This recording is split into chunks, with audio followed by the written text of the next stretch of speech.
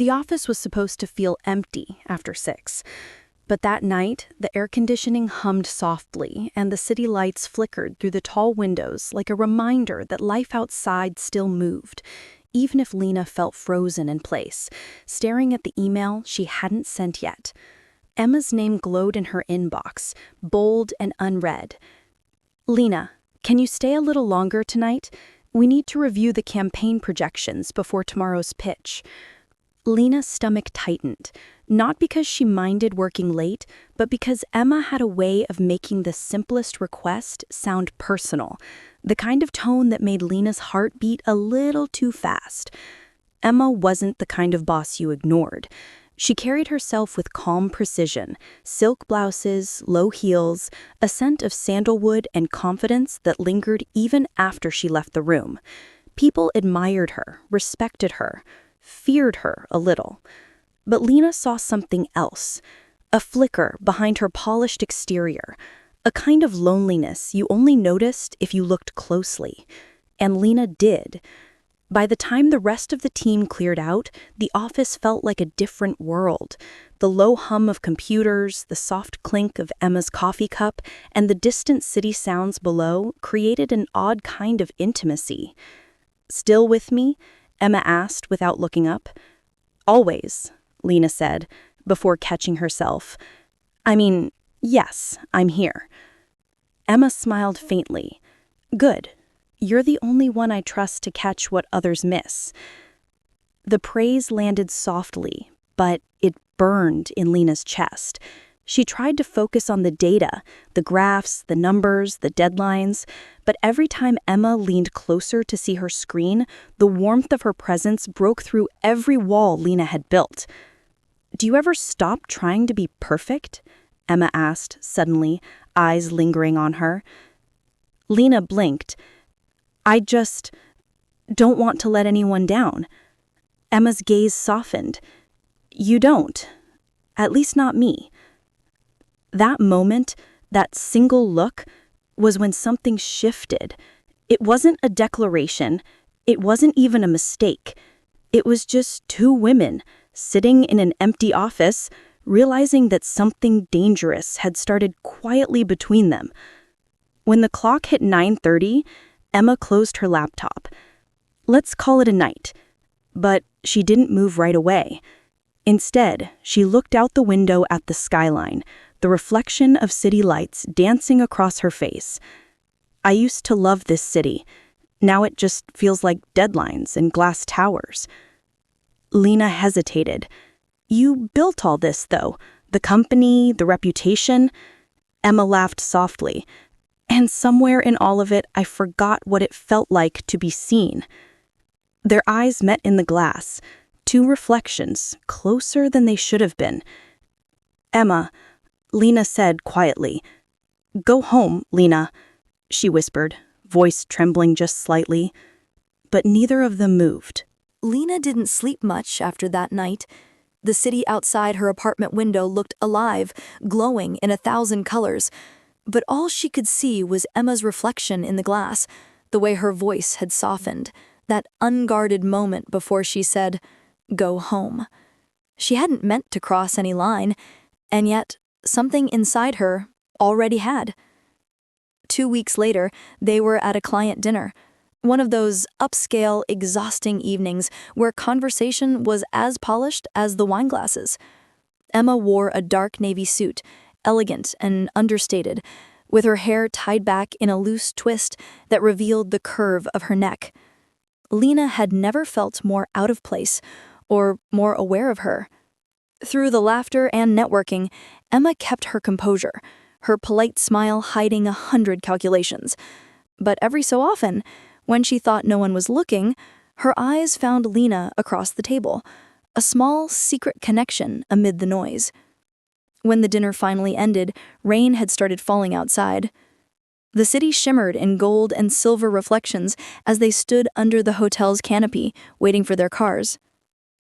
"Share a ride?" Emma asked. Lena nodded before she could think. The car ride was quiet, only the soft sound of rain and the low jazz hum from the radio. Streetlights streaked across the windows, painting gold lines on their faces. "You handled yourself well tonight," Emma said. "The clients liked you." "I learned from the best," Lena replied, her voice softer than she intended. Emma turned her head, studying her. "You always say the right thing, but I can never tell if you mean it." Lena met her eyes. "I always mean it when it's about you." Silence. Heavy.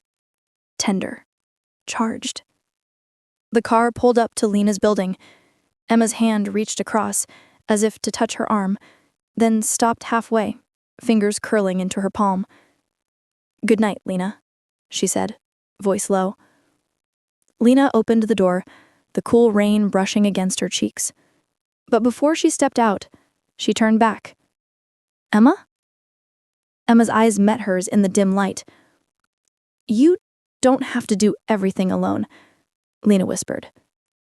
Something in Emma's expression cracked. The steel softened. The mask fell away for just a second. "I know," she said, "but sometimes it's easier to pretend." The next morning, the office was buzzing, quarterly review day. Emma moved through the corridors in her usual calm rhythm, but Lena noticed the faintest tremor in her voice during the team briefing. When everyone else left the meeting room, Emma stayed behind. "Close the door," she said. Lena did. Her pulse was wild. Emma leaned against the table, arms crossed, trying to sound detached. "You're up for a promotion. You know that, right?" "I've heard the rumors." "It's not just rumors," Emma said. "You earned it. But you should also know promotions come with visibility, attention, scrutiny." "I can handle that." "I'm not talking about the job," Emma said quietly. "I'm talking about us, whatever this is." Lena swallowed hard. "What is this?" Emma's gaze flickered between frustration and tenderness. "It's something that shouldn't matter, but it does." She took a step closer. "You make me forget where the lines are." The room felt utterly still. Lena didn't move, didn't breathe. Every word between them felt like it might break or build everything. "Then maybe," Lena said softly, "we draw new ones." Emma closed her eyes, as if the suggestion itself hurt. "You have no idea how complicated my life is." Lena smiled faintly. "You'd be surprised." For a long moment, neither spoke. Only the ticking of the office clock filled the space, counting down the seconds before one of them had to step back. But Emma didn't. Instead, she whispered, "Go home, Lena." And again, neither of them moved. It had been 2 weeks since that night in the office. 2 weeks of silence, stolen glances, and pretending nothing had changed. Emma had gone back to being her usual composed self. Crisp blouses, clipped tone, unbreakable calm. But Lena could feel it, that invisible thread still tugging between them. She wanted to tell herself it was over, that whatever happened between them had been a passing spark. But every time Emma's name flashed on her screen, her chest tightened. Then came the company retreat. 3 days at a lake house, away from the office. Team bonding, they called it. When Lena arrived, the air smelled like pine and rain. The house sat quietly by the water, sunlight breaking through the trees. Emma was already there, standing on the porch, her hair loose for once, a mug of coffee in hand. "Welcome to middle of nowhere, New Hampshire," she said with a faint smile. Lena laughed softly. "You look different. Relaxed?" "Human," Lena teased. Emma chuckled. "Don't let that get out. I have a reputation to protect." That first evening, the whole team gathered around a fire pit. Laughter, music, cheap wine, the kind of atmosphere where everyone forgets who's who for a while. At some point, the conversation drifted to relationships. Who was dating, who wasn't. Someone asked Emma, half joking, "So, boss, what about you? Anyone special?" Emma smiled tightly. Work doesn't leave much room for that. But her eyes, when they met Lena's across the fire, said something else. Later that night, when most people had gone inside, Lena stayed by the water, the reflection of the moon trembling on the surface. Footsteps behind her. Emma's voice, low and hesitant. "Couldn't sleep?" "Not really. Too much noise in my head." Emma sat beside her, close enough that their shoulders almost touched. "I know the feeling," she murmured. The silence between them wasn't awkward this time. It was heavy, full of everything they hadn't said. Finally, Lena spoke. "Why did you stop talking to me?" Emma's breath caught. "Because I didn't trust myself to keep it professional." Lena turned to her. "You think I do?" Emma met her eyes then. The walls she'd built over years of discipline and distance suddenly trembling. "I've spent my whole life being careful, and then you walked in and made me feel everything I'd been avoiding." Lena smiled sadly. "You make it sound like that's a bad thing." "It's terrifying," Emma said. "But maybe that's the point." She reached out then, fingers brushing against Lena's, a small, trembling touch that carried the weight of everything unsaid. The night air was cool, and the lake shimmered in silence as they sat there, hands finally entwined. The next morning, the sun rose soft and gold over the water. Lena stood on the porch, watching Emma talk to the team, calm, confident, radiant. And for the first time, she didn't just see her as the boss. She saw the woman who carried too much, cared too deeply, and still found a way to keep standing.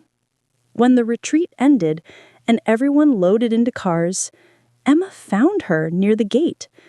"Lena," she said quietly. "About everything." Lena turned to face her. Emma hesitated, then smiled, tender and real. "I don't know what happens next, but I do know you've changed me. You made me remember what connection feels like." Lena's chest tightened, her throat thick. "Then maybe that's enough for now," she said softly. "The rest, we'll figure out." Emma nodded, stepping closer, not to cross a line, but to close the distance. "Whatever happens," she whispered, "I'm glad it was you." And as she walked away, the wind carried the faint scent of rain, the same as that night in the office when everything first began. Lena stood there a long while, smiling through the ache, because some stories didn't need perfect endings, just honest ones.